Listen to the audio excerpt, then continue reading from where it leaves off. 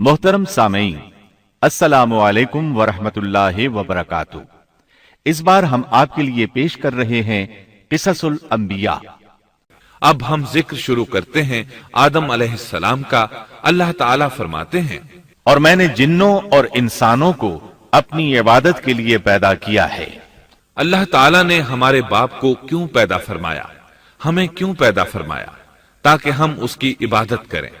अगरचे वो इबादत का मोहताज नहीं, वो तो बेनियाज है, अलबत्ता हम उसके मोहताज हैं। उसके अस्मा बेहतरीन और हसीन हैं। वो आलीशान सिफात का मालिक है। उसने अपने नामों के आसार जाहिर करने के लिए मखलूक को पैदा फरमाया। रहमत के आसार, कुदरत के आसार, जब्र और ताकत के आसार और हिकमत के आसार जाहिर करने के लिए मखलूकात को पैदा फरमाया, वरना वो किसी चीज का मोहताज नहीं।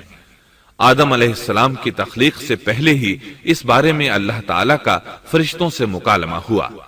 अल्लाह ताला ने फरमाया, और जब तेरे रब ने फरिश्तों से कहा, मैं जमीन में एक खलीफा बनाने वाला हूं।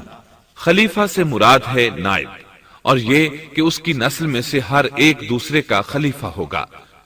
जबकि सैयदना अबू बकर सिद्दीक रजी अल्लाह अन्हु नबी अकरम सल्लल्लाहु अलैहि वसल्लम के खलीफा हुए, सो अल्लाह ने एक खलीफा बनाने का इरादा फरमाया जो जमीन में हुकूमत करे और उसको आबाद करे। अल्लाह ताला ने तुम्हें जमीन से पैदा किया और उसी ने इस जमीन में तुम्हें बसाया है। अल्लाह ताला का इरादा हुआ कि जमीन को आबाद करवाए, जबकि जिन इस काबिल नहीं थे, क्योंकि उनमें इस कदर अक्ल दानिश नहीं थी कि जमीन को पुर रौनक और सरसब्जो शादाब रख सकें। उलमा जिन्नात के बारे में कहते हैं, उनका सबसे बड़ा अक्लमंद जिन इंसानों के 10 साला बच्चे के बराबर अक्ल रखता है। इसलिए जमीन को आबाद करने की सलाहियत अल्लाह ताला ने इंसान को बख्शी। अल्लाह ने इंसान को बेहतरीन ढांचे और हसीन तरीन शक्ल सूरत से नवाजा, फिर अपनी रूह उसमें फूंकी। फरिश्तों ने उससे सवाल किया, ऐसी मखलूक को क्यों पैदा करता है जो जमीन में फसाद करे और खून बहाए? और हम तेरी तस्बीह, हम और पाकीज़गी बयान करते हैं। इसके जवाब में अल्लाह ने फरमाया, जो मैं जानता हूं तुम नहीं जानते। दरअसल फरिश्तों ने किसी तरह मालूम कर लिया था कि आदम की औलाद जमीन में फसाद करेगी, खून रेजी करेगी, लेकिन उन्होंने ये बात एतराज के तौर पर नहीं कही थी, क्योंकि ऐसा एतराज तो गुनाह है और फरिश्ते पलक झपकने के बराबर अल्लाह की मासियत और नाफरमानी नहीं करते, बल्कि वो तो निहायत मुअज़्ज़ज़ इबादत गुजार हैं। किसी बात में अल्लाह पर पेशदस्ती और सबकत नहीं करते और उसके हुक्म पर अमल करते हैं। अल्लाह के हुक्म की नाफरमानी नहीं करते, बल्कि जो हुक्म दिया जाए बजा लाते हैं। इसलिए फरिश्तों का ये पूछना वजाहत तलबी के लिए था। वो तो इंसान के पैदा करने की वजह पूछ रहे थे। वो जमीन में जिन्नात के आमाल और करतूत का मुशाहदा कर चुके थे, यानी अल्लाह ताला ने उन्हें पैदा करके इख्तियार दिया तो वो फितना और फसाद और फिस्क व फुजूर में मुब्तला हो गए। और अब एक और मखलूक जमीन में बसाई जा रही थी, तो इस बात का इम्कान था कि ये मखलूक भी उनके नक्शे कदम पर चले। इसलिए फरिश्तों ने ताज्जुब और हैरत की बिना पर यह सवाल किया था, और पूछने का मकसद ये था कि क्या ये भी जिनों की तरह होंगे। इस तरह उन्हें यह खदशा लाहिक हुआ कि शायद उनसे अल्लाह की इबादत में कोताही या कमी वाक़ई हुई है, जिसकी वजह से अल्लाह को नई मखलूक पैदा करना पड़ी। इसलिए उनकी बात में यह भी था कि हम तेरी हमद और सना बयान करते हैं। बहरहाल इनके सवाल के दो मकसद थे। क्या ये जिन्नों की तरह फसाद करने वाली कौम है? क्या हमसे तेरी इबादत में कोताही हुई है? इस पर अल्लाह ताला ने फरमाया, जो मैं जानता हूं वो तुम नहीं जानते। इस मौके पर फरिश्तों के जहनों में एक और बात भी आई। वो आपस में कहने लगे कि अल्लाह ताला जो भी मखलूक पैदा करेगा वो हमसे ज्यादा मुअज़्ज़ज़ और आलिम नहीं हो सकती। यानी जब फरिश्तों ने बाकी मखलूकात का जायजा लिया, मसलन आसमान, जमीन, पहाड़, जिन, चौपायों वगैरह का, तो उन्होंने सोचा ये हमसे ज्यादा मर्तबे वाली नहीं है, लिहाजा ये मखलूक भी पैदा हो रही है तो ये हमसे ज्यादा मर्तबा नहीं रखती। ये हमारा खास मुकाम है, کہ اللہ کی تسبیح میں مصروف ہیں، کفر سے محفوظ ہیں، ہر حکم بجا لاتے ہیں، اللہ کے تمام احکامات پورے کرتے ہیں، آسمان اور زمین میں اس کا حکم نافذ کرتے ہیں، اور اللہ کے نزدیک ہم سب سے زیادہ شرف والے ہیں۔ لہٰذا اگر یہ نئی مخلوق انسان بھی پیدا ہو جائے تو کیا ہوا، ہم سے زیادہ معزز اور علم والی تو نہیں ہوگی۔ بہرحال جب اللہ تعالیٰ نے آدم کو پیدا کیا تو زمین کی مٹی لانے کا حکم فرمایا، چنانچہ اللہ تعالیٰ کے پاس مٹی لائی گئی۔ امام ترمذی، ابن حبان اور امام احمد رحمت اللہ علیہم نے ایک حدیث بیان کی ہے جس کے الفاظ کچھ یوں ہیں: اللہ تعالیٰ نے آدم علیہ السلام کو مٹی کی ایک مٹھی سے پیدا فرمایا، اس مٹی کو اللہ تعالیٰ نے پوری زمین سے اٹھوایا تھا، یہی وجہ ہے کہ آدم کی اولاد زمین کے لحاظ سے ہی ظہور پذیر ہوئی۔ بعض سرخ رنگ کے ہیں تو بعض سیاہ اور بعض سفید، اور کچھ اس کے درمیان میں ہیں، بعض نیک ہیں، بعض خبیث، اور کچھ پاکیزہ قسم کے ہیں۔ انسان کی تخلیق مٹی سے شروع ہوئی، اس مٹی کو پانی سے تر کیا گیا تو یہ تین بن گئی۔ اسی وجہ سے قرآن مجید کی بعض آیات میں تراب کا لفظ آیا ہے۔ تراب خشک مٹی کو کہتے ہیں، اور بعض آیات میں تین کا لفظ آیا ہے۔ تین تر اور بھیگی مٹی کو کہتے ہیں۔ اللہ تعالیٰ فرماتے ہیں خلقہ من تراب، یعنی آدم کو تراب سے پیدا کیا گیا۔ مٹی کی عام حالت کو تراب کہتے ہیں، اور فرمایا جب آپ کے رب نے فرشتوں سے کہا کہ میں مٹی سے بشر کو پیدا کرنے والا ہوں، جب اس مٹی کو پانی سے زیادہ بھگویا گیا تو وہ لیسدار ہونا شروع ہو گئی، اسی لیے اللہ تعالیٰ نے فرمایا ہم نے انسان کو لیسدار اور چپکنے والی مٹی سے پیدا کیا۔ پھر اللہ تعالیٰ نے اپنے مبارک ہاتھوں سے انسان کا ڈھانچہ تیار کیا۔ اللہ نے فرمایا خلقت بیدی، میں نے اپنے دونوں ہاتھوں سے پیدا کیا۔ اللہ تعالیٰ نے انسان کی خلقت فرشتوں کے سپرد نہ کی، بلکہ بذات خود اسے تخلیق کے مراحل سے گزارا اور اپنے ہاتھوں سے اس کی تصویر کشی کی۔ اللہ نے انسان کو پہلے ایک مورتی کی صورت میں ڈھالا، اس کے بعد ایک مقررہ مدت تک چھوڑے رکھا، یہاں تک کہ گیلی مٹی خشک ہو گئی اور اس کا رنگ سیاہ ہو گیا، بدبو آنے لگی، پھر وہ کھنکھناتی مٹی میں بدل گئی، اور آخرکار آگ پر پکی ہوئی مٹی یعنی فخار ٹھیکری کی صورت اختیار کر گئی، جس سے مٹکے وغیرہ تیار کیے جاتے ہیں۔ سیاہ مٹی کو ہما ان کہتے ہیں، اور بدبودار کو مسنون کہتے ہیں، اور کھنکھنا کر بولنے والی مٹی کو سلسال کہتے ہیں، اور ٹھیکری کی طرح کی مٹی کو الفخار کہتے ہیں۔ مختلف آیات میں یہ الفاظ وارد ہوئے ہیں۔ ہم نے تمہیں پیدا کیا اور پھر ہم ہی نے تمہاری صورت بنائی، اور یقیناً ہم نے انسان کو کھنکھناتی خشک مٹی سے پیدا کیا جو کہ بدبودار اور سیاہ گارے سے خشک ہوئی تھی۔ اللہ نے انسان کو کھنکھناتی مٹی سے پیدا کیا جو کہ ٹھیکری کی طرح تھی۔ ان تمام آیات کریمہ میں کوئی تناقض، تعارض اور اختلاف نہیں، اس لیے کہ ان مختلف آیات میں انسان کو اس کی تخلیق کے مختلف مراحل کی یاد دہانی کرائی گئی ہے۔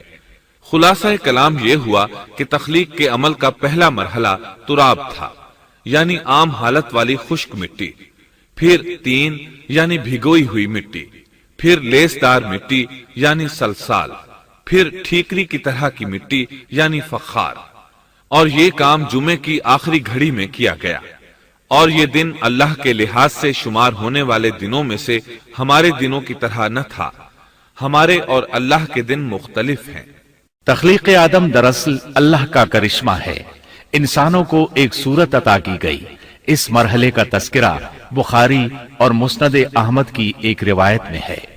اللہ نے آدم کو پیدا کیا اور ان کا قد 60 ہاتھ یا 60 میٹر لمبا تھا۔ تمام جنتی لوگ اس قد آدم کے ساتھ جنت میں داخل ہوں گے، اور اس وقت سے لے کر آج تک مخلوق کا قد کم ہوتا چلا آ رہا ہے۔ بعد والے لوگ گزشتہ زمانے کے لوگوں سے ہمیشہ چھوٹے قد کے ہوتے چلے آ رہے ہیں۔ بہرحال سب سے پہلے اور سب سے لمبے انسان آدم علیہ السلام تھے۔ امام احمد نے منفرد طور پر ایک روایت بیان کی ہے۔ اس میں رسول اکرم صلی اللہ علیہ وسلم نے آدم علیہ السلام کی لمبائی 60 ہاتھ یعنی 60 میٹر اور چوڑائی 7 ہاتھ بیان فرمائی ہے۔ سبحان اللہ! سیدنا آدم کس قدر ضخیم اور عظیم مخلوق تھے، صحیح مسلم اور مسند احمد کی روایت میں ہے۔ اللہ نے آدم کو پیدا کیا تو اسے اپنی منشا کے مطابق کچھ عرصہ ڈھانچے کی صورت میں چھوڑے رکھا۔ ابلیس اس کے ارد گرد چکر لگانے لگا۔ اس نے دیکھا کہ وہ پیٹ والا ہے۔ وہ سمجھ گیا کہ یہ مخلوق اپنے آپ پر کنٹرول نہیں کر سکے گی۔ اس حدیث سے معلوم ہوتا ہے کہ انسانوں کی طرح جنات کا پیٹ نہیں ہے، صرف انسان ایسا ہے جس کا اندر والا حصہ کھوکھلا ہے۔ بہرحال اللہ نے انسان کو اس شکل و صورت میں پیدا فرمایا۔ آدم 40 راتیں مجسمے کی صورت میں پڑے رہے۔ جسم موجود تھا لیکن روح نہیں تھی۔ ابلیس آتا، اس ڈھانچے کو ٹھوکر لگاتا تو جسم سے ایسی آواز نکلتی جیسے خالی مٹکے پر ہاتھ مارنے سے نکلتی ہے۔ اسی لیے اللہ نے بھی فرمایا ہے کہ وہ کھنکھناتی مٹی سے پیدا کیے گئے۔ آدم علیہ السلام میں روح ڈالنے سے پہلے ایک مرتبہ فرشتوں کا ان کے پاس سے گزر ہوا تو وہ کچھ گھبرا سے گئے۔ ابلیس کو تو بہت زیادہ گھبراہٹ کا سامنا کرنا پڑا۔ وہ گزرتے ہوئے ٹھوکر مارتا اور کہتا، تجھے کسی خاص مقصد کے لیے پیدا کیا گیا ہے۔ یہ کہہ کر وہ آدم کے منہ میں داخل ہو جاتا اور کمر کے راستے باہر آ جاتا اور فرشتوں سے مخاطب ہو کر کہتا، اس سے گھبرانے کی کوئی ضرورت نہیں۔ اگر مجھے اس پر مسلط کر دیا گیا تو میں یقیناً اسے ہلاکت میں ڈال دوں گا، اور اگر اسے مجھ پر مسلط کر دیا گیا تو بلا شبہ میں اس کی نافرمانی کروں گا۔ اندازہ کیجئے وہ تعجب کر رہا ہے کہ انہیں کیوں پیدا کیا گیا ہے۔ اس کی آدم علیہ السلام سے دشمنی کس قدر پرانی ہے، گویا ابتدا ہی سے یہ عداوت پر ڈٹ گیا تھا۔ بہرحال اللہ نے آدم میں روح پھونکی۔ اس مضمون کو قرآن مجید میں جا بجا ذکر کیا گیا ہے۔ اللہ تعالیٰ فرماتے ہیں، جب میں اس کو ٹھیک ٹھاک کر لوں اور اس میں اپنی روح پھونک دوں تو تم سب اس کے سامنے سجدے میں گر پڑنا۔ ایک اور جگہ فرمایا، اللہ تعالیٰ کے نزدیک عیسیٰ علیہ السلام کی مثال ہو بہو آدم علیہ السلام کی مثال ہے۔ اللہ نے انہیں مٹی سے بنا کر کہا، ہو جا، وہ ہو گئے۔ اللہ نے آدم علیہ السلام کو مٹی سے پیدا کیا، اپنے ہاتھوں سے بنایا، پھر اس میں روح پھونکی۔ اس کا مفصل بیان احادیث میں موجود ہے۔ جب ان میں روح پھونکی گئی اور ابتدا میں روح جیسے ہی سر کے اندر داخل ہوئی، آدم علیہ السلام کو چھینک آ گئی۔ فرشتوں نے آدم علیہ السلام سے کہا، الحمدللہ کہیے۔ انہوں نے کہہ دیا۔ اللہ کی اس تعریف کے جواب میں اللہ تعالیٰ نے فرمایا، رحمک ربک، یعنی تجھ پر تیرا رب رحم فرمائے۔ سبحان اللہ! اللہ ذوالجلال والاکرام نے آدم علیہ السلام میں روح مکمل ہونے سے پہلے ہی انہیں اپنی رحمت سے سرفراز فرما دیا۔ بہرحال جب روح ان کی آنکھوں میں داخل ہوئی اور انہوں نے جنت کے پھلوں کو دیکھا تو ان میں غور و فکر کرنے لگے۔ جب روح پیٹ میں داخل ہوئی تو کھانے کی طلب محسوس ہوئی۔ ابھی روح ٹانگوں تک پہنچی نہیں اور کھانے کی خواہش پہلے ہی محسوس ہونے لگی۔ اس جلد بازی اور عجلت کی وجہ سے اللہ تعالیٰ نے فرمایا، انسان جلد باز مخلوق ہے۔ جب آدم علیہ السلام کو پیدا کر دیا گیا تو اللہ تعالیٰ نے ان کی پشت پر ہاتھ پھیرا۔ ہاتھ پھیرتے ہی ان کی پشت سے قیامت تک پیدا ہونے والے انسان باہر نکل آئے۔ آدم کی تمام اولاد ان کے سامنے ظاہر ہو گئی، اور یہ بات نہایت وضاحت اور صراحت کے ساتھ قرآن مجید اور احادیث مبارکہ میں موجود ہے۔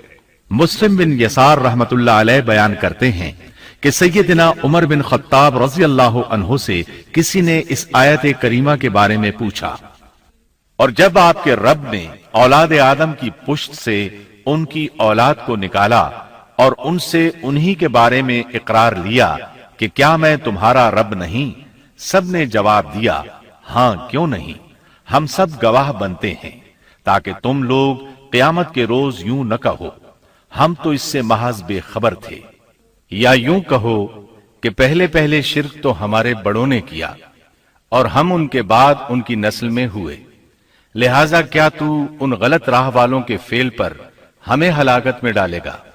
سیدنا عمر رضی اللہ عنہ نے اس شخص کے سوال کے جواب میں فرمایا، میں نے سنا ہے کہ رسول اللہ صلی اللہ علیہ وسلم فرما رہے تھے، اللہ نے آدم علیہ السلام کو پیدا کیا، پھر اپنے دائیں ہاتھ کو اس کی پشت پر پھیرا اور اس سے نسل انسانی کو باہر نکالا اور ان کی طرف اشارہ کر کے فرمایا، میں نے انہیں جنت کے لیے پیدا کیا ہے اور یہ جنت والوں کے اعمال کریں گے۔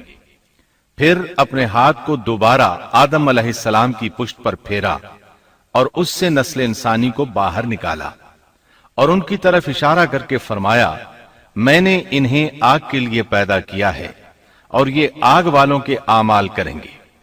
اس پر ایک شخص نے نبی اکرم صلی اللہ علیہ وسلم سے سوال کیا، اے اللہ کے رسول صلی اللہ علیہ وسلم، تو پھر ہمارے اعمال کس حساب میں شمار ہوں گے؟ آپ نے جواب میں فرمایا، اللہ تعالیٰ جب کسی بندے کو جنت کے لیے پیدا کرتا ہے تو اس سے جنت والوں کے کام کرواتا ہے، حتیٰ کہ جنت والے اعمال میں سے ہی کسی عمل پر اس کا موت سے سامنا ہوتا ہے، اس وجہ سے اللہ اسے جنت میں داخل کرتا ہے، اور جب اللہ کسی بندے کو آگ کے لیے پیدا کرتا ہے تو اسے آگ والے اعمال پر لگا دیتا ہے، یہاں تک کہ وہ آگ والے اعمال میں سے کسی عمل پر مرتا ہے، اس کی وجہ سے اللہ اسے آگ میں داخل کر دیتا ہے۔ ہر شخص کے لیے اس کام میں آسانی پیدا کر دی جاتی ہے جس کے لیے وہ پیدا کیا گیا ہے۔ لیکن یہ بات ذہن میں ہر وقت موجود رہنی چاہیے کہ اللہ نے انسان کو اختیار دے رکھا ہے کہ وہ اپنی عقل اور فکر کی روشنی میں اللہ کے احکامات پر عمل پیرا ہو کر خود کو جنتی بنا لے، یا عقل کا درست استعمال نہ کرتے ہوئے شیطان کا پٹا گلے میں ڈال لے اور جہنم میں جگہ بنا لے۔ یہ تو اللہ نے انسان کو اختیار دے رکھا ہے، اس کی مرضی کہ جنت والے اعمال کرے یا جہنم والے۔ ہر انسان میں دونوں طرف جانے کی طاقت اور صلاحیت موجود ہے۔ اللہ نے انسان کو مجبور نہیں بنایا، البتہ ہر انسان کو جو بھی رویہ اختیار کرنا تھا اللہ کو اس کا علم تھا، اور اس کا علم برحق ہے، قطعی ہے، اس میں کوئی غلطی نہیں ہو سکتی، اس لیے اس نے اپنے علم کے مطابق تقدیر لکھ دی۔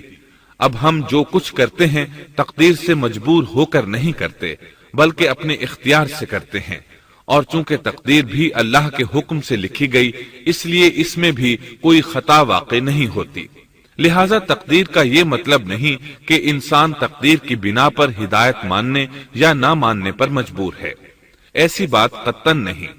اور درست بات یہ ہے کہ تقدیر کا مسئلہ بہت زیادہ پیچیدہ ہے اور مشکل ترین مسائل میں سے ہے، یہاں اس کی تفصیل کا موقع نہیں۔ جب اللہ نے آدم علیہ السلام کو پیدا کر لیا اور اس میں اپنی روح پھونک دی تو فرشتوں کو حکم دیا کہ آدم کو سجدہ کریں۔ ابلیس ایک بہت نیک اور بزرگ جن تھا، اس نے کبھی اللہ کی نافرمانی نہیں کی تھی، اسی بنا پر وہ بلند مرتبہ پا کر فرشتوں میں شامل ہو چکا تھا، لیکن فرشتوں کی جنس سے قطعاً نہیں تھا۔ اللہ نے اسے اطاعت اور فرما برداری کا صلہ دیا تھا، اس کی عزت اور اکرام کرتے ہوئے آسمان میں بسایا تھا، لمحہ بھر کے لیے بھی اس نے اللہ کی نافرمانی نہیں کی تھی، اور پھر اللہ نے آدم کو سجدہ کرنے کا حکم دیا، اور اس حکم کے مخاطب فرشتے اور ابلیس تھے۔ صرف فرشتوں کے لیے یہ حکم نہیں تھا بلکہ ابلیس بھی اس حکم میں شامل تھا، کیونکہ اللہ تعالیٰ فرماتے ہیں، اور یقیناً ہم نے تمہیں پیدا کیا، پھر ہم ہی نے تمہاری صورت بنائی، پھر ہم نے فرشتوں سے کہا کہ آدم کو سجدہ کرو، تو سوائے ابلیس کے سبھی نے سجدہ کیا، وہ سجدہ کرنے والوں میں شامل نہ ہوا۔ اللہ تعالیٰ نے فرمایا، تجھے کس چیز نے سجدے سے روک دیا جبکہ میرا حکم تیرے لیے بھی تھا؟ تو اس سے ثابت ہوا اس حکم میں فرشتوں کے ساتھ ابلیس بھی شامل تھا، کیونکہ قرآن میں اذ امرتک کے الفاظ ہیں۔ اس کا مطلب ہے کہ میں نے تجھے حکم دیا تھا، اور پھر ابلیس نے جواب میں یہ نہیں کہا کہ تو نے تو مجھے حکم ہی نہیں دیا تھا، بلکہ اس نے سجدہ نہ کرنے کی وجہ یہ بتائی۔ اس نے کہا، میں سجدہ کیوں کروں، میں اس سے بہتر ہوں، اس لیے کہ تو نے مجھے آگ سے پیدا کیا اور اسے مٹی سے۔ اللہ نے حکم دیا، تو اس سے نیچے اتر جا۔ غرض جب ابلیس نے نافرمانی کی، سرکشی اور تکبر کا مظاہرہ کیا تو اس وقت اللہ تعالیٰ اور اس کے درمیان مکالمہ ہوا۔ اللہ نے اس کی سرکشی دیکھ کر اسے سزا دیتے ہوئے فرمایا، اس جنت سے اتر جا، تجھے کوئی حق حاصل نہیں کہ تو اس جنت میں رہ کر تکبر کرے۔ ابلیس نے جواب میں کہا، مجھے قیامت کے دن تک مہلت دے دیجئے، یعنی اتنی لمبی عمر دے دیجئے کہ میں قیامت تک زندہ رہوں، موت نہ آئے۔ اللہ نے فرمایا، تجھے مہلت دے دی گئی، لیکن ایک وقت مقررہ تک۔ اور جب شیطان اس طرف سے مطمئن ہو گیا کہ اسے مہلت مل گئی، تب اس نے کہا، چونکہ تو نے مجھے گمراہ کر دیا ہے، اس وجہ سے میں قسم کھاتا ہوں کہ میں انسانوں کی گمراہی کے لیے تیرے سیدھے راستے پر بیٹھ جاؤں گا، پھر ان کے آگے سے، ان کے پیچھے سے، ان کے دائیں سے، ان کے بائیں سے، ان کے پاس آؤں گا، اور آپ ان میں سے اکثر لوگوں کو شکر گزار نہیں پائیں گے۔ اللہ تعالیٰ نے شیطان کا رد کرتے ہوئے فرمایا، یہاں سے ذلیل و خوار ہو کر نکل جا۔ ان میں سے جو شخص بھی تیرا حکم مانے گا، میں ایسے تمام گمراہوں سے جہنم کو بھر دوں گا۔ جو انسان بھی تیرا پیروکار بنے گا، وہ جہنم کا مستحق اور حقدار ٹھہرے گا۔ ایک اور مقام پر اللہ تعالیٰ فرماتے ہیں، جب ہم نے فرشتوں کو حکم دیا کہ آدم کو سجدہ کرو تو ابلیس کے سوا سب نے سجدہ کیا۔ اس نے کہا، کیا میں اسے سجدہ کروں جسے تو نے مٹی سے پیدا کیا ہے؟ اچھا دیکھ لے، اسے تو نے مجھ پر فضیلت دی ہے، اگر مجھے بھی تو نے قیامت تک ڈھیل دی تو میں سوائے چند لوگوں کے اس کی اولاد کو گمراہ کروں گا۔ اس پر اللہ نے فرمایا، جا، ان میں سے جو بھی تیرا فرمانبردار ہو جائے گا تو تم سب کی سزا جہنم ہے، جو پورا پورا بدلہ ہے۔ ان میں سے تو جسے بھی اپنی آواز کے ساتھ بہکا سکتا ہے بہکا لے، اور ان پر اپنے سوار اور پیادے چڑھا لا، یعنی اپنے گھڑ سوار لشکر اور پیدل لشکر کو چڑھا کر لے آ، اور اپنا ہر داؤ، ہر ترکیب اور ہر اسلحہ استعمال کر لے، اور ان کے مالوں اور اولاد میں بھی شرکت کر لے، اور تو انہیں دل بہلانے والے وعدے دے لے، یعنی ان کے برے اعمال بنا سنوار کر انہیں دکھا، اور غلط خواہشات دلا، جنت، دوزخ اور دوبارہ زندہ نہ ہونے کے وعدے دے، اور ان سے شیطان کے جتنے بھی وعدے ہوتے ہیں سب کے سب سراسر فریب ہیں۔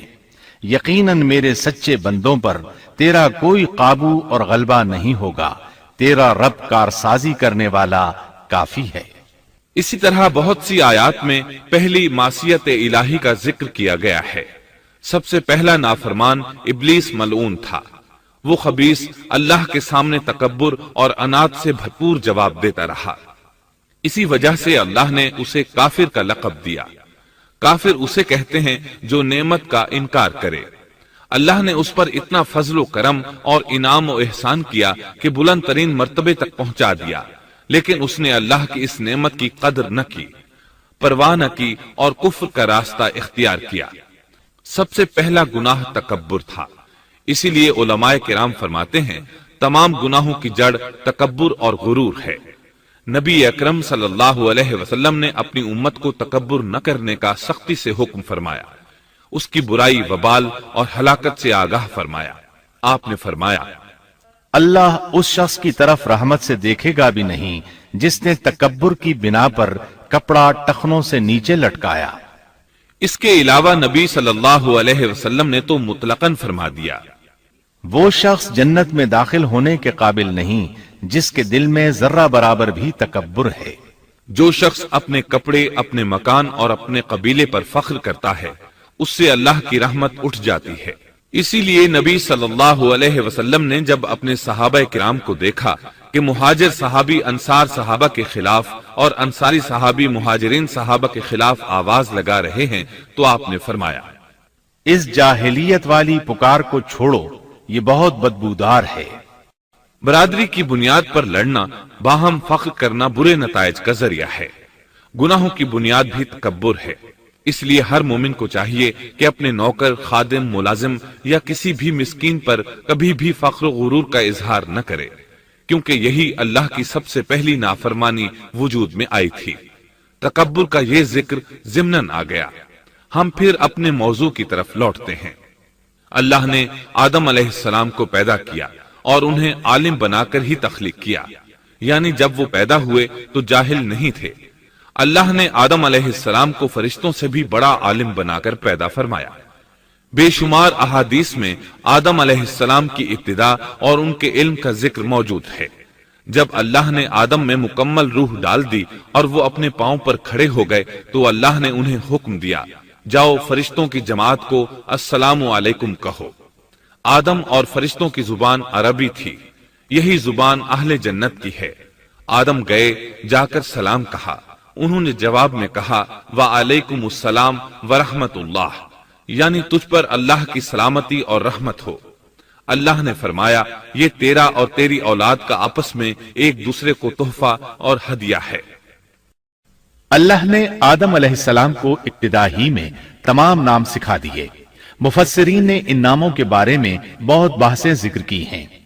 مضبوط موقف سیدنا عبداللہ بن عباس رضی اللہ عنہما کا ہے کہ اللہ نے آدم علیہ السلام کو ہر چیز کا نام سکھا دیا تھا۔ مثلا یہ پہاڑ ہے، یہ سمندر ہے، یہ پرندہ ہے، یہ درخت ہے وغیرہ۔ وہ آسمان اور زمین کی ہر چیز کا نام جانتے تھے۔ یہ علم کیسا تھا، انسان نے کس طرح ہر چیز کا نام پہچان لیا۔ یقیناً اللہ انسان میں یہ طاقت پیدا کر سکتا ہے کہ وہ ہر علم کا احاطہ کر سکے۔ اللہ نے آدم علیہ السلام کو ہر چیز کا نام اور اس کی صنعت اور کام بھی معلوم کرا دیا۔ آگ، لوہے، لکڑی، غرض ہر چیز کا نام اور استعمال ذہن میں ڈال دیا۔ وہ کس قدر عظیم علم سے بہرور ہوئے، سبحان اللہ۔ بہرحال اللہ نے آدم علیہ السلام کو صرف شکل و صورت اور تخلیق ہی میں بلند مرتبہ عطا نہیں کیا تھا، بلکہ عقل و علم کے لحاظ سے بھی بلند درجے اور مقام پر فائز کیا تھا، جیسا کہ اللہ تعالیٰ فرماتے ہیں اللہ نے آدم علیہ السلام کو ہر چیز کا نام سکھا دیا، پھر ان چیزوں کو فرشتوں پر پیش کیا۔ مجھے ان چیزوں کے نام بتاؤ اگر تم سچے ہو۔ مطلب یہ کہ تم اپنے دعوے میں کہاں تک سچے ہو۔ جب آدم کی تخلیق ہوئی تو تم نے کہا تھا اللہ جو چاہے پیدا کر لے، قسم ہے وہ ہم سے زیادہ معزز اور عالم نہیں ہوگا۔ اس دعوے میں اگر تم سچے ہو تو ذرا ان اشیاء کے نام تو بتاؤ۔ اللہ تعالیٰ نے آدم علیہ السلام کا زیادہ معزز ہونا، مکرم ہونا اور علم و معرفت والا ہونا واضح کرنے کے لیے فرشتوں کو حکم دیا کہ آدم علیہ السلام کو سجدہ کریں۔ یہ سجدہ تعظیمی تھا، عبادت والا سجدہ نہیں تھا۔ سجدہ تعظیمی پہلے وقتوں میں جائز تھا، لیکن اب حرام ہے۔ اسی لیے تو یعقوب علیہ السلام، ان کی بیوی اور 11 بیٹوں نے یوسف علیہ السلام کو سجدہ کیا تھا۔ بہرحال فرشتوں نے آدم علیہ السلام کو سجدہ کیا۔ اس سے معلوم ہو جاتا ہے کہ کون زیادہ عزت اور عظمت والا ہے۔ یقیناً آدم علیہ السلام زیادہ شرف اور منزلت کے حقدار ٹھہرے۔ جب اللہ تعالیٰ نے ان کی عزت، تکریم اور تعظیم ثابت فرما دی، تب علم و معرفت میں ان کی برتری ثابت کرنے کے لیے فرمایا اگر تم اپنے قول میں سچے ہو تو ان چیزوں کے نام بتاؤ۔ تب فرشتوں نے کہا، فرشتے کہنے لگے اے اللہ تو پاک ہے، ہمیں تو صرف اتنا ہی علم ہے جتنا تو نے ہمیں سکھا رکھا ہے، مکمل حکمت و علم والا تو ہی ہے۔ اللہ تعالیٰ نے آدم علیہ السلام سے فرمایا اے آدم تم ان فرشتوں کو ان چیزوں کے نام بتاؤ۔ آدم ہر چیز کا نام بتانے لگے، کسی جگہ بھی انہوں نے غلطی نہیں کی۔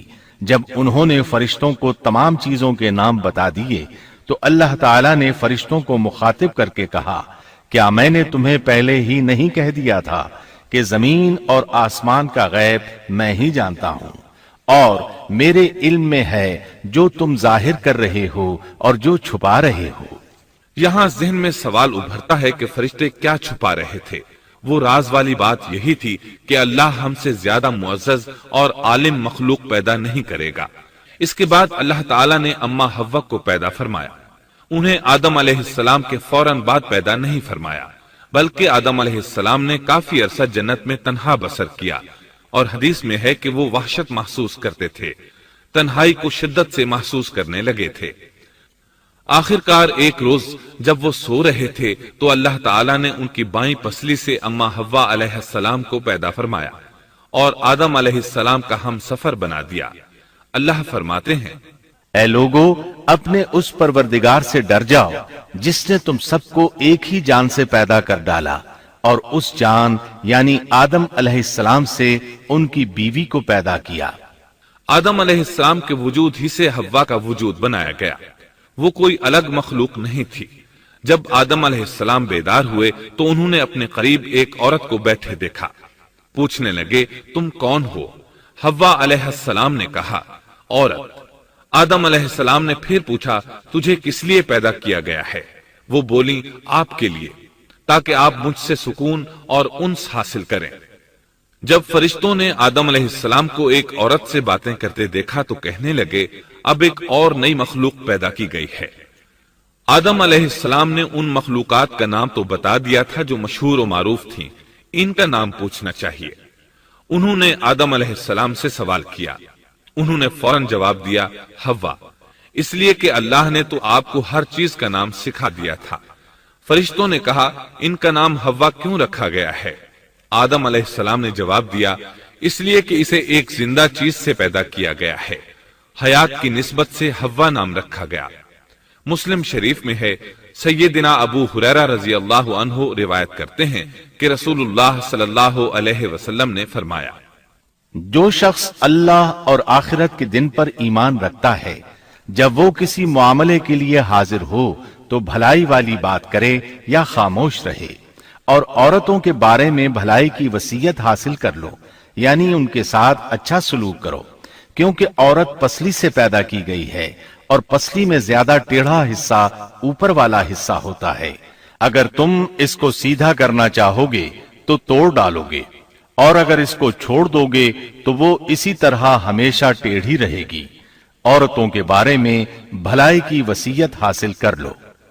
مطلب یہ کہ اسی حالت میں گزر بسر کرو، عورتوں کے بارے میں بھلائی کی وصیت حاصل کر لو۔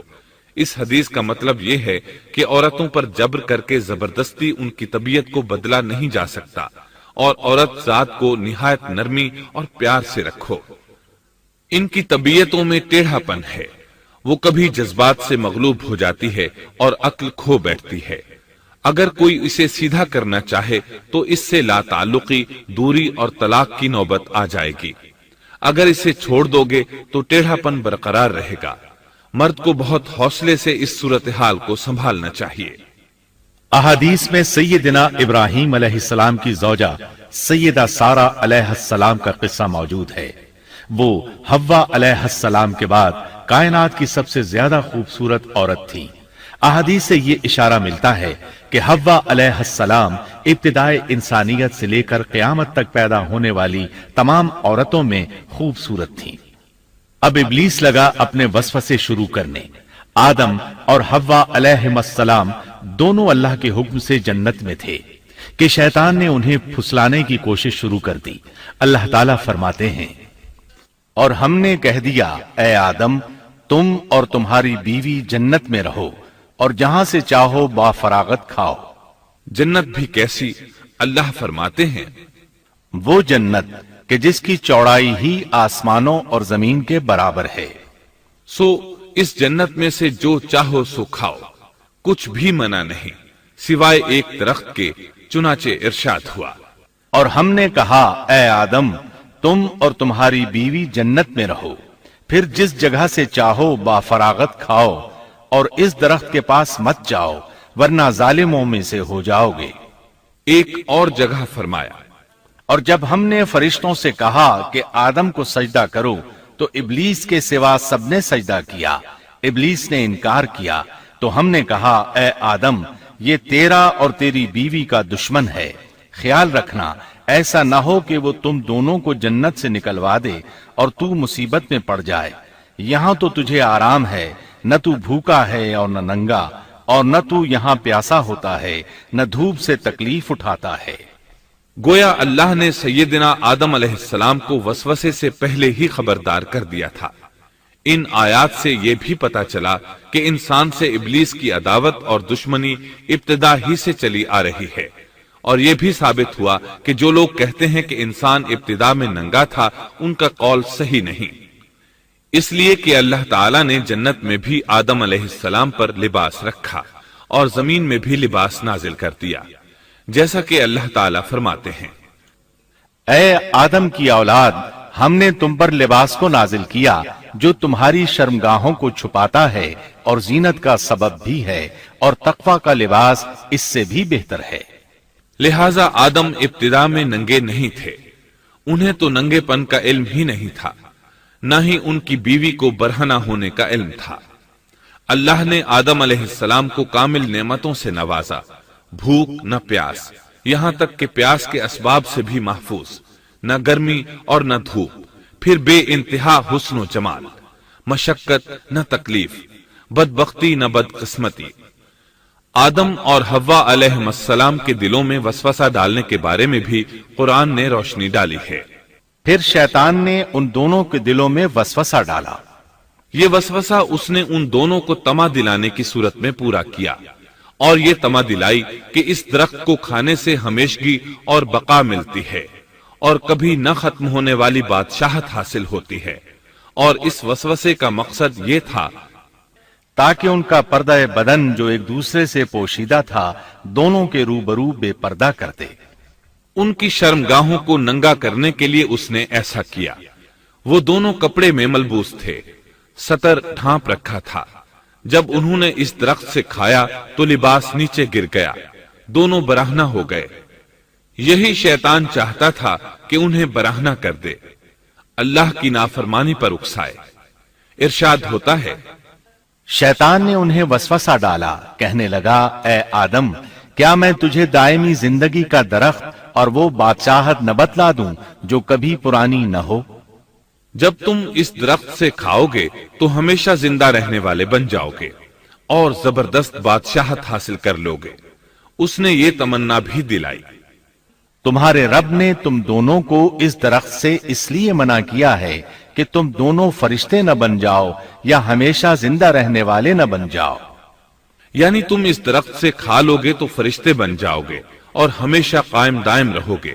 پھر وہ وسوسہ ڈالتے ہوئے جھوٹی قسمیں کھانے لگا، جیسا کہ ارشاد ہوتا ہے، اور ان دونوں کے روبرو قسمیں کھانے لگا کہ یقین آ جائے میں آپ کا خیر خواہ ہوں۔ اللہ کی قسم کھانے لگا، اور اس وقت سے جھوٹی قسموں کی ابتدا ہوئی۔ اس نے ان دونوں کو فریب دے کر بہکا لیا، جیسا کہ فرمایا، فَدَلَّاهُمَا بِغُرُورٍ، یعنی دھوکے سے انہیں پھسلایا، حالانکہ انہیں کسی چیز کی کمی نہیں تھی۔ بھلا وہاں کیا محتاجی ہو سکتی تھی؟ جنت میں سکون سے زندگی بسر کر رہے تھے۔ جنت سے بڑھ کر کیا چاہیے؟ ہمیشہ کے لیے جنت مل چکی تھی۔ اللہ تعالیٰ فرماتے ہیں، ان دونوں نے جب درخت کو چکھا، دونوں کا پردہ بدن ایک دوسرے کے روبرو کھل گیا، دونوں اپنے بدنوں پر درختوں کے پتے جوڑ جوڑ کر رکھنے لگے۔ کپڑے اترنے پر دونوں کو حیا آئی، اس لیے کہ انسان کی فطرت میں برہنہ ہونے کی ناپسندیدگی شامل ہے۔ برہنہ ہو گئے تو کوئی لباس نہیں تھا، اس لیے درختوں کے پتے جوڑ کر جسم ڈھانپنے لگے۔ حدیث میں آیا ہے، آدم بھاگنے لگے تو اللہ نے پکارا، آدم مجھ سے بھاگتے ہو؟ آدم بولے، اللہ میں شرم کی بنا پر بھاگ رہا ہوں، اور اس وجہ سے کہ تیرے سامنے برہنہ کیسے رہوں، پھر یہ کہ نافرمانی کا ارتکاب بھی کر چکا ہوں۔ یہاں ایک سوال پیدا ہوتا ہے، دونوں میں سے پہلے کھانے والا کون تھا؟ اس بارے میں راجح قول یہ ہے کہ وہ حوا علیہ السلام تھی۔ انہی نے آدم علیہ السلام کو طمع دلاتے ہوئے اس غلطی پر آمادہ کیا تھا، جیسا کہ بخاری شریف میں نبی اکرم صلی اللہ علیہ وسلم نے فرمایا، اگر حوا نہ ہوتی تو کوئی عورت اپنے خاوند سے خیانت نہ کرتی۔ حوا علیہ السلام نے انہیں غلطی میں مبتلا کیا تھا۔ اگر حوا علیہ السلام نہ ہوتی تو آدم بھی خیانت میں مبتلا نہ ہوتے اور نہ معصیت میں مبتلا ہوتے۔ تب اللہ نے انہیں پکارا، کیا میں نے تم دونوں کو اس درخت سے نہیں روکا تھا؟ اور کیا یہ نہیں کہا تھا کہ شیطان تمہارا کھلا دشمن ہے؟ اب توجہ طلب بات یہ ہے کہ اس موقع پر دونوں نے کیا طرز عمل اختیار کیا۔ کیا وہ دونوں اپنی معصیت پر بضد رہے اور تکبر کرنے لگے، جیسا کہ ابلیس نے سجدہ کرنے سے انکار کیا تھا اور پھر لگا تھا اپنی معصیت پر اصرار کرنے، یا ان دونوں نے توبہ کر لی؟ جی ہاں، دونوں نے توبہ کر لی، جیسا کہ قرآن مجید میں آتا ہے۔ دونوں نے کہا اے ہمارے رب، ہم نے اپنا بڑا نقصان کیا، اور اگر تو ہماری مغفرت نہ کرے گا اور ہم پر رحم نہ کرے گا تو واقعی ہم خسارہ پانے والوں میں سے ہو جائیں گے۔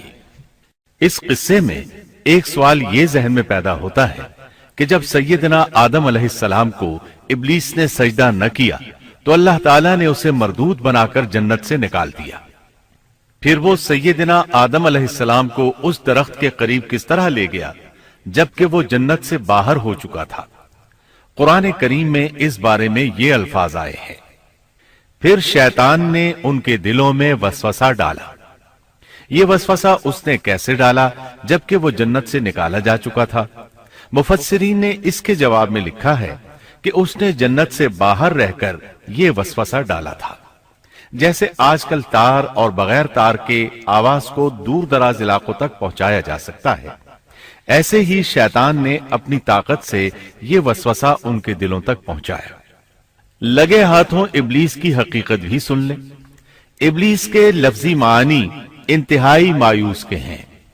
یہ راندہ درگاہ ہونے کے بعد ہمیشہ ہمیشہ کے لیے اللہ کی رحمت سے مایوس ہو گیا تھا، اس لیے اسے یہ لقب ملا، ورنہ روایات کی روح سے اس کا اصل نام عزازیل تھا۔ پہلے یہ جنات میں سے تھا، اپنے رب تعالی کی اطاعت سے نکل کر ابلیس ہوا۔ اس کا علم ناقص تھا، مزاج ناپاک تھا، وہ غرور اور تکبر میں مبتلا ہو گیا تھا۔ یہاں یہ بات بھی ذہن نشین کر لیں کہ انبیاء خطا اور گناہ سے پاک ہوتے ہیں، ان پر اللہ تعالی کی مستقل حفاظت اور نگرانی قائم رہتی ہے۔ اگرچہ انبیاء بھی انسان ہوتے ہیں اور تمام انسانی تقاضے انہیں لاحق ہوتے ہیں، لیکن ان کے عمل اور ارادے میں کسی قسم کی بدی اور شر کا عمل دخل قطعاً نہیں ہوتا۔ ان کا ہر قول اور عمل بلکہ ہر حرکت اور سکون کی حالت بھی انسانیت کے لیے بہترین نمونہ ہوتے ہیں۔ البتہ بشر ہونے کی وجہ سے بھول کا امکان ہوتا ہے، تاہم بھول ہو جانے کی صورت میں انہیں فوراً ہی خبردار کر دیا جاتا ہے۔ بھول ہو جانا بشری طبیعت کا خاصہ ہے۔ اللہ تعالیٰ نے ہر انسان کی فطرت میں یہ چیز رکھی ہے۔ انبیاء سے بھول چوک ہو جانے میں بھی اللہ تعالیٰ کی کئی ایک حکمتیں پوشیدہ ہیں۔ مثلا بہت سی قومیں اپنے نبیوں کے معجزات دیکھ کر ان میں ربوبیت کی صفات کی قائل ہو گئی، یہاں تک کہ بعض قوموں نے اپنے نبیوں کو اللہ یا اللہ کا بیٹا بھی جانا۔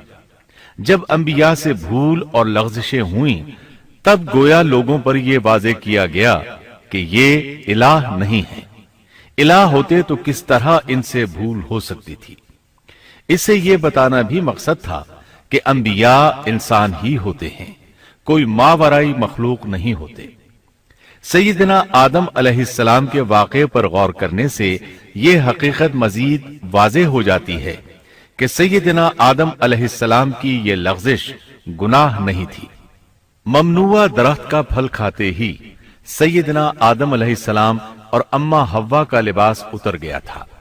اس لباس کے بارے میں مفسرین نے لکھا ہے کہ وہ لباس دراصل نور کا تھا، یعنی وہ جنت کا خاص لباس تھا جو صرف اسی عالم میں پہنا جا سکتا ہے۔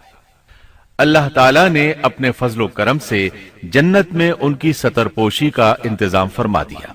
اللہ کا حکم ہوا، جنت سے اتر جاؤ، تم آپس میں ایک دوسرے کے دشمن ہوگے اور تمہارے واسطے زمین میں رہنے کی جگہ ہے اور ایک وقت تک نفع حاصل کرنا ہے۔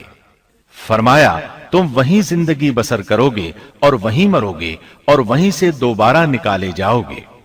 قرآن مجید کے دیگر مقامات میں بھی اس قصے کی تفصیل موجود ہے۔ مثلاً فرمایا، اور اس سے قبل ہم نے آدم سے ایک عہد لیا تھا مگر وہ بھول گئے اور ہم نے ان میں کوئی عزم نہیں پایا۔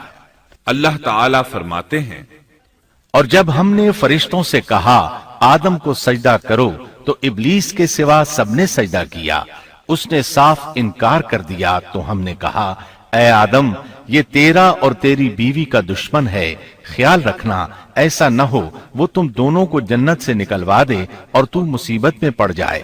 یہاں تو تجھے یہ آرام ہے کہ نہ تو بھوکا ہوتا ہے اور نہ ننگا، اور نہ تو یہاں پیاسا ہوتا ہے اور نہ دھوپ سے تکلیف اٹھاتا ہے۔ لیکن شیطان نے اسے وسوسے میں ڈال دیا، کہنے لگا میں آپ کو دائمی زندگی کے درخت اور وہ بادشاہت بتلاؤں جو کبھی پرانی نہ ہو۔ چنانچہ ان دونوں نے اس درخت سے کھایا، پس ان کے ستر کھل گئے اور وہ بہشت کے پتے اپنے اوپر چپکانے لگے۔ آدم نے اپنے رب کی نافرمانی کی، پس بہک گیا۔ پھر اس کے رب نے نوازا، اس کی طرف توجہ فرمائی اور اس کی رہنمائی کی۔ حکم ہوا تم دونوں یہاں سے اتر جاؤ، تم آپس میں ایک دوسرے کے دشمن ہو۔ اب تمہارے پاس جب کبھی میری طرف سے ہدایت پہنچے تو جو میری ہدایت کی پیروی کرے نہ تو وہ بہکے گا نہ تکلیف میں پڑے گا، ہاں جو میری یاد سے روگردانی کرے گا اس کی زندگی تنگی میں رہے گی، اور بروز قیامت ہم اسے اندھا کر کے اٹھائیں گے۔ آدم علیہ السلام زمین پر اترے اور اپنے رب سے توبہ کے کلمات سیکھ لیے۔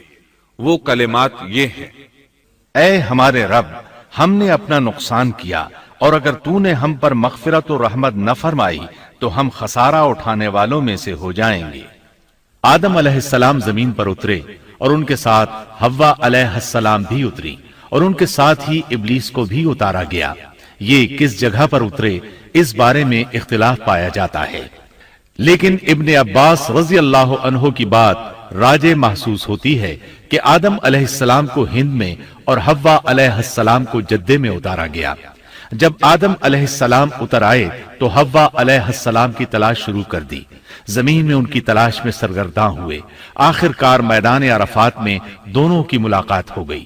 چونکہ میدان عرفات میں دونوں نے ایک دوسرے کی معرفت حاصل کی تھی اور ان کا آپس میں تعارف ہوا تھا، لہٰذا اسی مناسبت سے اس میدان کا نام عرفات مشہور ہو گیا۔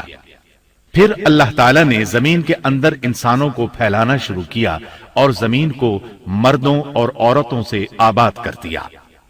امام طبری رحمت اللہ علیہ بیان کرتے ہیں کہ حوا علیہ السلام نے آدم علیہ السلام کے لیے 20 ولادتوں میں 40 بچوں کو جنم دیا۔ ہر بار 2 بچوں کو جنم دیتی تھی، ایک لڑکا ہوتا ایک لڑکی۔ سب سے پہلا جوڑا قابیل اور اس کی بہن قمیم کا تھا۔ پھر انسانوں کی افزائش شروع ہوئی، آبادی میں اضافہ ہونے لگا۔ اللہ نے آدم علیہ السلام ہی کو ان کا نبی متعین کر دیا، وہ انہیں دین سکھاتے رہے۔ اس وقت تمام لوگ موحد تھے، خالص توحید کو اپنانے والے تھے، یعنی کان الناس امۃ واحدہ، تمام لوگ ایک ہی امت کے تھے، ان میں شرک کا شائبہ بھی نہ تھا۔ ابن جریر اور ابن کثیر رحمہم اللہ نے ابو موسیٰ اشعری رضی اللہ عنہ کی روایت بیان کی ہے، اللہ نے جب آدم علیہ السلام کو جنت سے زمین پر اتارا تو انہیں ہر چیز کی کاریگری اور صنعت کا علم تھا۔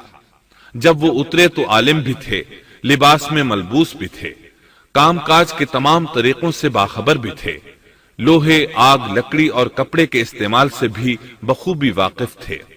ہمارے برعکس وہ ان کاموں کو اپنی ابتدا ہی سے جان چکے تھے، کیونکہ ہم سب لوگوں کا حال یہ ہے کہ جب تک سکھایا نہ جائے ہمیں کچھ نہیں آتا۔ آج کے دور میں بعض افریقی قبائل کے افراد وحشیانہ اور غیر مہذب زندگی گزارتے ہیں۔ علماء کا کہنا ہے کہ یہ لوگ زمین پر رہنے والوں میں سے گمراہ ترین انسان ہیں۔ انہوں نے بہترین زندگی ضائع کر دی اور گھٹیا زندگی کو پسند کیا۔ تہذیب و تمدن کا آغاز چونکہ ابتدائے آفرینش سے ہے، اس لیے ہر انسان کی فطرت میں تہذیب کی سوجھ بوجھ موجود ہے۔ بہرحال آدم علیہ السلام کے بعد انسانی مخلوق کی تعداد روز بروز بڑھتی چلی گئی اور انسانی کمزوریوں کی بنا پر گناہ شروع ہو گئے۔ زمین پر سب سے پہلے ہونے والی معصیت قابیل کے ہاتھوں اپنے بھائی حابیل کے قتل کی صورت میں سامنے آئی۔ اللہ تعالیٰ نے قرآن مجید میں قابیل اور اس کے بھائی حابیل کا قصہ بیان کیا ہے۔ قابیل قرخت اور درشت طبیعت کا مالک تھا، جبکہ اس کا بھائی حابیل رحم دل اور نرم طبیعت تھا۔ قابیل کھیتی باڑی کرتا تھا اور حابیل مویشی چراتا تھا۔ حابیل کے نرم دل ہونے کی ایک وجہ اس کا بکریاں چرانا تھا، کیونکہ ایک چرواہا اپنی بکری کو بھوکا دیکھ کر اسے چارہ کھلائے بغیر نہیں رہتا۔ نہیں وہ کسی بکری کو پیاسا دیکھ کر اسے بھول جاتا ہے، اپنے جانور پر اس کی طاقت سے زیادہ بوجھ بھی نہیں لادتا۔ بنی نوع انسان کی تعداد میں اضافے کے لیے اس وقت ایسا قانون تھا جو اب حرام ہے، اور وہ ہے بہن کے ساتھ نکاح۔ چونکہ اس وقت کے سب لوگ آدم علیہ السلام کی حقیقی اولاد تھے اور آپس میں بہن بھائی تھے، اس لیے اس وقت کی شریعت کی روح سے قابیل اپنے ساتھ جڑواں پیدا ہونے والی بہن کے سوا کسی دوسری بہن سے شادی کر سکتا تھا، اور اسی طرح حابیل اپنے ساتھ جڑواں پیدا ہونے والی بہن کے علاوہ کسی دوسری بہن سے شادی کر سکتا تھا۔ اس کی صورت یہ تھی کہ قابیل کی شادی حابیل کی بہن سے ہو اور حابیل کی شادی قابیل کی بہن سے ہو، لیکن ہوا یہ کہ حابیل کی بہن خوبصورتی میں قابیل کی بہن سے کم تھی، اس لیے قابیل نے حابیل کی بہن سے شادی کرنے سے انکار کر دیا اور اپنی جڑواں بہن سے شادی کی خواہش ظاہر کی، لیکن ایسا کرنا آدم علیہ السلام کی شریعت میں حرام تھا۔ آپ نبی بھی تھے اور رسول بھی۔ رسول اور نبی میں فرق یہ ہے کہ رسول پر شریعت اور احکام نازل ہوتے ہیں، لیکن نبی پر شریعت نازل نہیں ہوتی، البتہ اس کی طرف وحی نازل ہوتی ہے اور معجزات عطا کیے جاتے ہیں، جبکہ شریعت صرف رسولوں ہی پر نازل کی جاتی ہے۔ آدم علیہ السلام بھی چونکہ رسول تھے، اس لیے ان کی شریعت میں یہ قانون تھا کہ کوئی شخص اپنے ساتھ جڑواں پیدا ہونے والی بہن کے ساتھ شادی نہیں کر سکتا۔ قابیل اس شرعی حکم کی وجہ سے غضبناک ہو گیا، اس نے تعجب کا اظہار کرتے ہوئے اس قانون کو ماننے سے انکار کر دیا۔ آدم علیہ السلام نے ان دونوں کے درمیان فیصلہ کرتے ہوئے انہیں حکم دیا کہ دونوں اللہ کے حضور ایک ہدیہ پیش کریں۔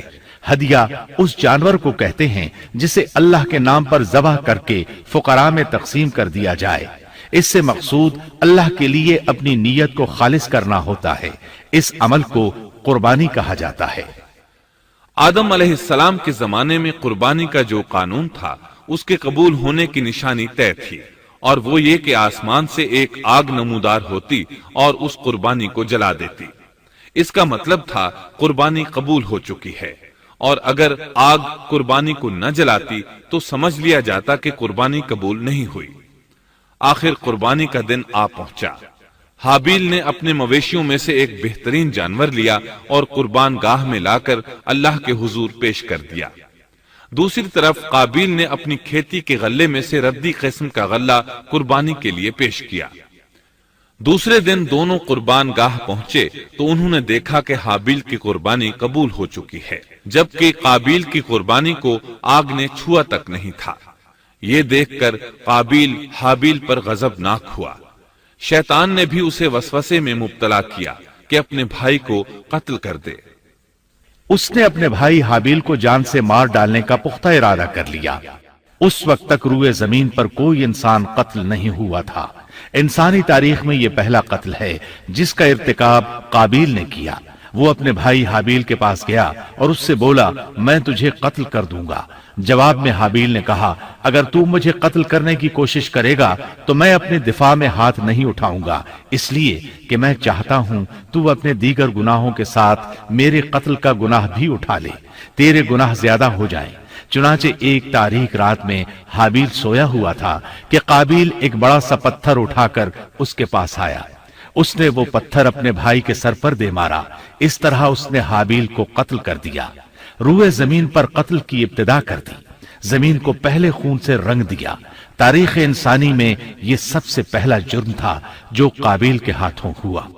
قتل تو وہ کر بیٹھا، اب حیران اور پریشان ہوا کہ اس کی لاش کا کیا کرے۔ اس وقت تک نسل انسانی موت سے بھی دوچار نہیں ہوئی تھی۔ آدم علیہ السلام کی اولاد میں سے اس وقت تک کوئی فوت نہیں ہوا تھا، اس لیے قابیل کو معلوم نہیں تھا کہ مردے کے ساتھ کیا کیا جائے۔ اسی کشمکش کے عالم میں اس نے بھائی کی لاش کو کمر پر اٹھا لیا اور چل پڑا۔ چلا جا رہا تھا کہ اللہ نے 2 کوے بھیجے۔ دونوں کوے آپس میں لڑ پڑے، ایک نے دوسرے کو ہلاک کر دیا۔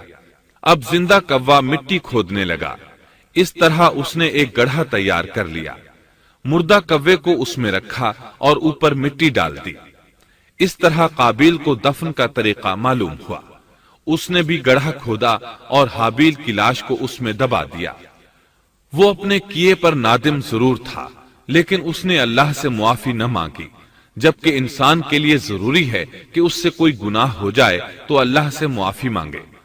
قابیل اور حابیل کے درمیان جو مکالمہ ہوا، اللہ تعالیٰ نے اس کا ذکر سورہ مائدہ آیت 27 تا 29 میں کیا ہے۔ اللہ فرماتے ہیں، آدم علیہ السلام کے دونوں بیٹوں کا کھرا کھرا حال بھی انہیں سنا دو۔ ان دونوں نے ایک نذرانہ پیش کیا، ان میں سے ایک ہی نذر تو قبول ہو گئی اور دوسرے کی قبول نہ ہوئی، تو وہ کہنے لگا میں تجھے مار ہی ڈالوں گا۔ اس نے کہا اللہ تقوی والوں ہی کا عمل قبول کرتا ہے، گو تو میرے قتل کے لیے دسترازی کرے، لیکن میں تیرے قتل کے لیے ہرگز اپنا ہاتھ نہیں بڑھاؤں گا۔ میں تو اللہ تعالی پروردگار عالم سے خوف کھاتا ہوں، میں تو چاہتا ہوں کہ تو میرا گناہ اور اپنا گناہ اپنے سر پر رکھ لے اور دوزخیوں میں شامل ہو جائے، ظالموں کا یہی بدلہ ہے۔ اس کا مطلب یہ تھا کہ تیرے اور گناہوں کے ساتھ میرے قتل کا گناہ بھی تیرے ذمہ لگے اور تو ظالموں میں سے ہو جائے۔ حابیل کے قتل کے بعد قابیل پر جو گزری، اس کا ذکر اللہ نے سورہ مائدہ آیت 30 اور 31 میں کیا ہے۔ پس اسے اس کے نفس نے اپنے بھائی کے قتل پر آمادہ کر دیا اور اس نے اسے قتل کر ڈالا، اس سے وہ نقصان والوں میں سے ہو گیا۔ پھر اللہ تعالیٰ نے ایک کوے کو بھیجا جو زمین کھود رہا تھا، تاکہ اسے دکھائے کہ وہ کس طرح اپنے بھائی کی ناش کو چھپا سکتا ہے۔ وہ کہنے لگا ہائے افسوس، کیا میں ایسا کرنے سے بھی گیا گزرا ہو گیا کہ اس کوے کی طرح اپنے بھائی کی لاش کو دفنا دیتا۔ پھر تو بڑا ہی پشیمان اور شرمندہ ہوا۔ امام احمد، ترمذی اور ابو داود نے سیدنا سعد بن ابی وقاص رضی اللہ عنہ سے روایت کی ہے کہ انہوں نے سیدنا عثمان رضی اللہ عنہ کی شہادت کے فتنے کے وقت فرمایا، میں گواہی دیتا ہوں کہ رسول اکرم صلی اللہ علیہ وسلم نے فرمایا تھا، ایک بہت بڑا فتنہ رونما ہوگا، اس میں بیٹھنے والا کھڑے ہونے والے سے بہتر ہوگا اور کھڑا ہونے والا چلنے والے سے بہتر ہوگا اور چلنے والا دوڑنے والے سے بہتر ہوگا۔ کسی نے کہا اگر کوئی میرے گھر میں داخل ہو کر میری طرف ہاتھ بڑھائے تاکہ وہ مجھے قتل کر دے تو آپ صلی اللہ علیہ وسلم نے فرمایا تو آدم علیہ السلام کے بیٹے کی طرح قتل ہو جا، یعنی اس فتنے میں قتل ہو جانا، حابیل کی سنت پر عمل کرتے ہوئے خود ہاتھ نہ اٹھانا، قاتل کہلانے کی بجائے مقتول ہونے کو پسند کرنا۔ اسی طرح مسند احمد کی ایک روایت میں ہے، رسول اللہ صلی اللہ علیہ وسلم نے فرمایا دنیا میں جب بھی کوئی ظلم سے قتل ہوتا ہے تو اس کا گناہ آدم علیہ السلام کے پہلے بیٹے قابیل کی گردن پر ضرور ہوتا ہے، اس لیے کہ وہ پہلا شخص ہے جس نے ظالمانہ قتل کی ابتدا کی اور یہ ناپاک طریقہ جاری کیا۔ اس حدیث سے اس جرم کی نوعیت کا بخوبی اندازہ ہوتا ہے کہ اللہ تعالیٰ نے اس کو صرف ایک قتل قرار نہیں دیا بلکہ اس کو ایک گھناؤنی حرکت قرار دیا۔ قیامت تک آنے والے لوگ جو اس گناہ کے مرتکب ہوں گے ان کا کچھ گناہ قابیل کے حساب میں ڈالا جائے گا۔ حابیل کو قتل کرنے کے بعد قابیل نے اپنی بیوی کو ساتھ لیا اور دور دراز نرم زمین کے پاس جا کر رہائش پذیر ہو گیا اور آدم علیہ السلام کے سامنے تک نہ ہوا۔ آدم علیہ السلام پہاڑوں کے قریب ایک بستی میں رہ رہے تھے، یہ ان سے بہت دور جا بسا تھا۔ اس طرح قابیل کا آدم علیہ السلام سے رابطہ بالکل ختم ہو گیا اور اس سے ایک نئی نسل کی ابتدا ہوئی۔ فحاشی اور اریانی کو ان کے ہاں عروج حاصل تھا۔ عبادت یہ لوگ اگرچہ اللہ ہی کی کرتے تھے لیکن آدم علیہ السلام کی شریعت کے خلاف بے حیائی کے دل دادا تھے۔ تقوی کی قلت، احکام الہی کی نافرمانی اور فحاشی کا فروغ ان کے شب و روز کا معمول تھا۔ اس کے بعد لوگ دو گروہوں میں تقسیم ہو گئے، شریر اور برے لوگ قابیل کے ساتھ مل گئے اور آدم علیہ السلام کے دیگر بیٹے اور نیک لوگ آدم علیہ السلام کے ساتھ مل گئے۔ آدم علیہ السلام 960 سال زندہ رہے۔ ان کی کل عمر تو 1000 سال تھی لیکن 40 سال کم کر دی گئی۔ سیدنا ابو ہریرہ رضی اللہ عنہ بیان کرتے ہیں کہ رسول اللہ صلی اللہ علیہ وسلم نے فرمایا، جب اللہ نے آدم علیہ السلام کو پیدا فرمایا تو ان کی پیٹھ پر ہاتھ پھیرا، اس طرح قیامت تک جتنے انسان پیدا ہونے والے تھے ان کی روحیں وجود میں آ گئیں۔ پھر ہر انسان کی آنکھوں کے درمیان ایک نور رکھ کر آدم علیہ السلام کے سامنے پیش کیا۔ انہوں نے پوچھا، یا اللہ یہ کون ہے؟ اللہ نے فرمایا، یہ تیری اولاد ہے۔ ان میں سے ایک کی پیشانی کی چمک آدم علیہ السلام کو بہت اچھی لگی۔ انہوں نے پوچھا، یا اللہ یہ کون ہے؟ جواب ملا، یہ تیری اولاد میں سے بہت دور جا کر ہیں، ان کا نام داؤد ہے۔ پوچھا، ان کی عمر کتنی ہے؟ فرمایا 60 سال۔ آدم علیہ السلام کہنے لگے، یا اللہ 40 سال میری عمر میں سے ان کی عمر میں شامل کر دے۔ اس سلسلے میں دوسری روایت یوں آئی ہے، جب آدم علیہ السلام کی روح قبض کرنے کے لیے فرشتہ آیا تو وہ کہنے لگے، میری عمر میں تو ابھی 40 سال باقی ہیں۔ اس وقت ان کی عمر 960 سال تھی۔ انبیاء اپنی عمر سے واقف ہوتے ہیں۔ فرشتے نے کہا، کیا آپ کو یاد نہیں آپ نے اپنی عمر کے 40 سال اپنی اولاد داؤد کو ہبہ کر دیے تھے؟ رسول اللہ صلی اللہ علیہ وسلم نے فرمایا، چونکہ آدم علیہ السلام نے انکار کیا تو ان کی اولاد بھی انکار کی عادی ہے۔ آدم علیہ السلام خود بھول گئے، ان کی اولاد بھی بھولتی ہے۔ آدم علیہ السلام نے خطا کی، ان کی اولاد بھی خطا کرتی ہے۔ حابیل کے قتل کے بعد اللہ تعالیٰ نے آدم اور حوا علیہ السلام کو اس کا نعم البدل عطا کیا۔ اس کا نام انہوں نے شیس رکھا۔ شیس کا مطلب ہے اللہ کا دیا ہوا تحفہ۔ حابیل کے قتل پر آدم اور حوا علیہ السلام دونوں بہت غمگین ہوئے، اس لیے اللہ نے بدلے میں انہیں شیس علیہ السلام عطا فرمائے۔ سیدنا ابو ذر غفاری رضی اللہ عنہ سے مروی ایک صحیح حدیث میں ہے کہ رسول اللہ صلی اللہ علیہ وسلم نے فرمایا، اللہ تعالیٰ نے 104 صحیفے نازل فرمائے، ان میں سے 50 صحیفے شیس علیہ السلام پر نازل ہوئے۔ ان صحیفوں میں ایسے قوانین، اصول اور ضابطے تھے جن سے انسانیت کی زندگی منظم ہوتی ہے۔ شیس علیہ السلام نے آدم علیہ السلام سے علم حاصل کیا، لیکن آدم علیہ السلام کا تمام علم وہ حاصل نہ کر سکے، اس لیے کہ آدم علیہ السلام نے بالمشافہہ اللہ تعالیٰ سے علم حاصل کیا تھا، اور بہت سی اشیاء کا علم اللہ تعالیٰ نے انہیں سکھا دیا تھا، اس لیے وہ تمام علماء سے بڑھ کر عالم تھے۔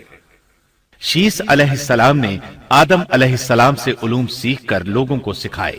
لوگوں نے ان سے مختلف علوم، فنون اور پیشے سیکھے۔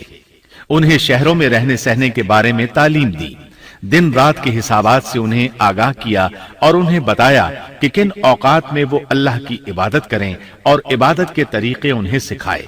احادیث میں اس کی وضاحت ملتی ہے۔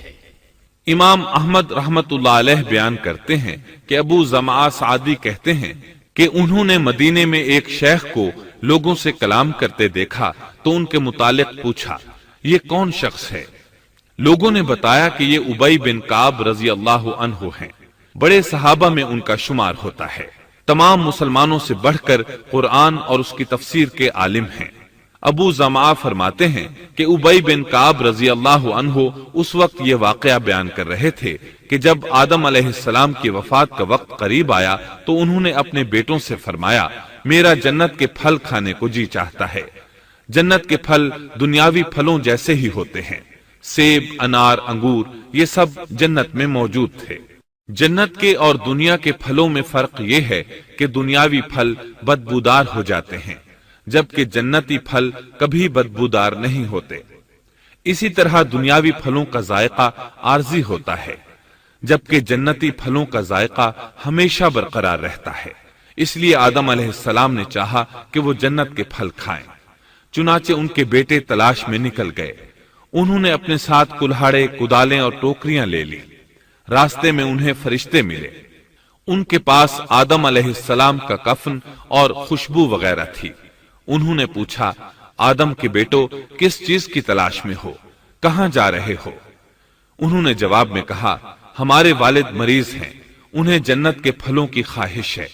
فرشتے ان کے سامنے انسانی شکل میں آئے تھے، ان کی بات سن کر بولے، واپس جاؤ، تمہارے والد فوت ہونے کے قریب ہیں، اب ان میں اتنی طاقت نہیں رہی کہ پھل کھا سکیں۔ جب فرشتے آدم علیہ السلام کی روح قبض کرنے کے لیے آئے تو हव्वा अलैहिस्सलाम ने उन्हें पहचान लिया। वो बुलंद आवाज से आदम अलैहिस्सलाम को पुकारने लगी, उनके साथ चिमड़ गईं। आदम अलैहिस्सलाम बोले, मुझसे अलग हो जाओ, पहले भी मुझे तुम्हारी वजह से मुसीबत पहुंची थी, मेरे और मेरे रब के फरिश्तों के दरमियान से हट जाओ। फिर फरिश्तों ने आदम अलैहिस्सलाम की रूह कब्ज की, उन्हें गुस्ल दिया, कफन पहनाया, खुशबू लगाई, आपकी कब्र खोदी। फिर उन्होंने आदम अलैहिस्सलाम की नमाज जनाजा अदा की। उसके बाद उन्हें कब्र में उतारा, फिर ऊपर मिट्टी डाल दी और बोले, आदम के बेटो, तुम्हारे लिए यही तरीका है। उस वक्त तक लोग कफन दफन के अहकामात से वाकिफ नहीं थे। उन्हें इल्म न था कि काबिल ने अपने भाई को कैसे दफन किया था, इसलिए फरिश्तों को भेजा गया ताकि तदफीन का तरीका बता दें। तो इस तरह इंसान को दफन करने का तरीका मालूम हुआ जो फरिश्ते लेकर आए थे। आदम अलैहिस्सलाम ने अपनी 960 साल की मुकम्मल जिंदगी में सिवाय उस दरख्त का फल खाने के और कोई खता नहीं की। ये था हमारे बाप सैयदिना आदम अलैहिस्सलाम का उसवा और सीरत तैयबा का हाल। आपकी वफात के 1 साल बाद हव्वा अलैहिस्सलाम भी वफात पा गईं।